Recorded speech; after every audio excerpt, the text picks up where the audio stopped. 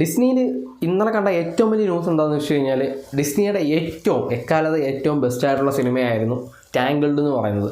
ടാങ്കിളിൻ്റെ ഒരു live action adaptation ഇവർ plan ചെയ്യുന്നുണ്ടെന്നാണ് പറയുന്നത്. അതിൻ്റെ ഡയറക്ടർ ആരാണെന്ന് ചോദിച്ചു കഴിഞ്ഞാൽ ദ ഗ്രേറ്റസ്റ്റ് ഷോമാൻ അല്ലേ, അതിൻ്റെ സെയിം ഡയറക്ടർ തന്നെ ആയിരിക്കും.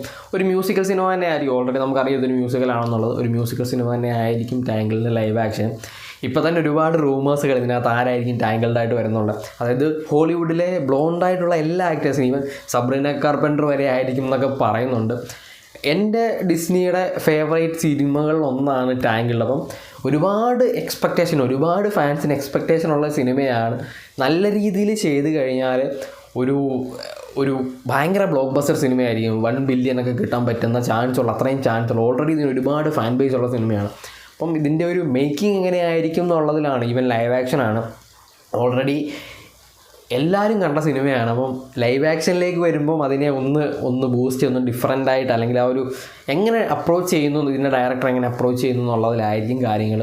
എന്തായാലും പ്രതീക്ഷയുണ്ട് 2026 സിനിമ വരുന്നത്.